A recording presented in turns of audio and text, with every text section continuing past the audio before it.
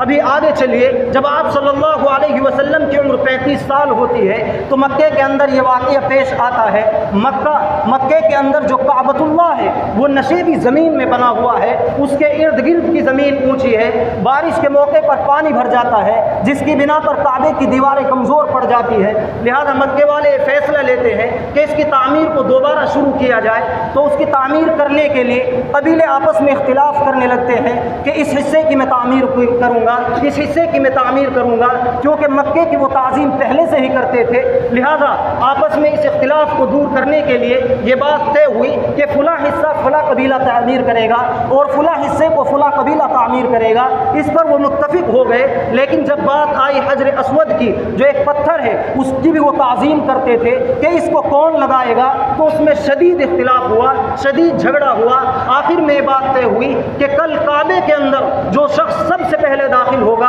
وہ اس پتھر کو نصب کرے گا، وہ حجر اسود کو لگائے گا۔ لہذا کل ہوئی تو دیکھتے کیا ہے کہ کعبے کے اندر جس شخصیت کا ورود ہو رہا ہے، جو شخصیت سب سے پہلے کعبے کے اندر داخل ہو رہی ہے، وہ پیارے حبیب صلی اللہ علیہ وسلم ہے۔ پیارے حبیب صلی اللہ علیہ وسلم کو یہ واقعہ سنایا گیا، آپ اس پر خوش ہوئے، لوگوں کو بتایا گیا کہ آپ کے حجر اسود کا فیصلہ ایک ایسی ہستی کرے گی جس کو محمد ابن عبداللہ کہا جاتا ہے۔ لوگ بھی اس پر راضی ہوئے، وہ صادق والامین، رضینا کہ وہ صادق ہے، امین ہے، ہم اس پر راضی ہے، کیونکہ وہ آپ کی امانت داری کو جانتے تھے۔ پیارے حبیب صلی اللہ علیہ وسلم نے انتہائی ذہانت کا مظاہرہ کیا، حسن تدبیر سے کام لیا، تمام لوگوں کو بلایا اور ان کے قبیلے کے جو اہم لوگ تھے، جو سردار تھے، جن کو مانا جاتا تھا با اثر تھے، ان کو جمع کیا، ایک چادر منگوائی اور اس کے درمیان میں اس پتھر کو رکھا اور سب قبیلے والوں سے کہا کہ اس چادر کو پکڑ لیں۔ لہذا اس چادر کو اٹھا کر اس جگہ تک لے جایا گیا